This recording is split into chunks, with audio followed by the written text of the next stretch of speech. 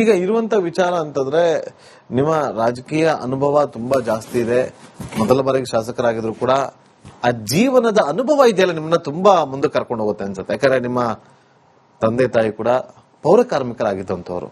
Of course ನೀವು ಪೌರ ಇಲಾಖೆ ಮೇಲೆ ನೀವು ಆಕಾಂಕ್ಷಿ ಆಗಿದ್ರಿ ಅಂತ ನಮಗ್ ಬಂದಿರೋ ಮಾಹಿತಿ. ಆ ಇಲಾಖೆ ಸಿಕ್ಕಿಲ್ಲ, ಈ ಇಲಾಖೆ ಸಿಕ್ಕಿದೆ, ಆದ್ರೂ ಕೂಡ ನಿಮಗೆ ಸಂತೋಷ ಇದೆ. ಜೀವನದುದ್ದಕ್ಕೂ ಕೂಡ ಕಷ್ಟ ಅಂತಂದ್ರೆ ಏನು ಅಂತ ನೋಡ್ಕೊಂಡು ಬಂದಿದ್ದೀರಾ ಅಂತ ಕೇಳ್ಪಟ್ವಿ. ಇವತ್ತು ಕೂಡ ಮಾಯಕೊಂಡದಲ್ಲಿ ಬಾಡಿಗೆ ಮನೇಲಿ ಇದ್ದಾರೆ ಬಸವಂತಪ್ಪ ಅವರು ಅಂತ ಕೇಳ್ಪಟ್ವಿ. ಈ ಒಂದು ನಿಮ್ಮ ಜೀವನದ ಶೈಲಿ ನೀವು ನಿಭಾಯಿಸ್ತಿರುವಂತ ಇಲಾಖೆಯಲ್ಲಿ ಎಷ್ಟು ಹೆಲ್ಪ್ ಆಗುತ್ತೆ? ಯಾವ ವರ್ಗದವರಿಗೆ ಹೆಲ್ಪ್ ಜಾಸ್ತಿ ಆಗುತ್ತೆ? ನೊಂದಿರ್ತಕ್ಕಂಥ ಜನರಿಗೆ ಸಹಾಯ ಆಗತ್ತೆ. ಯಾರು ನೊಂದಿರ್ತಾರೋ ಅಂತವ್ರಿಗೆ ನಮ್ಮಿಂದ ಸಹಾಯ ಆಗತ್ತೆ. ಪತ್ತೆ ಹಚ್ತೀರಿ? ಯಾಕಂದ್ರೆ ನಾವು ಅಲ್ಲ ಆ ಏರಿಯಾಕ್ಕೆ ಹೋಗ್ತಿದ್ದಂಗೆ ಗೊತ್ತಾಗ್ಬಿಡ್ತದೆ ನಮಗೆ ಇವರೇ ನೊಂದಾರ ಅಂತ ಹೇಳ್ತಾರೆ. ಆ ವ್ಯಕ್ತಿ ನೋಡ್ದಂಗೆ ಇವ್ರಿಗೆ ನೋವು ಆಗ್ಯದ, ಇವ್ರು ನೋವಿನಲ್ಲಿದಾರ ಅಂತ ಗೊತ್ತಾಗತ್ತೆ.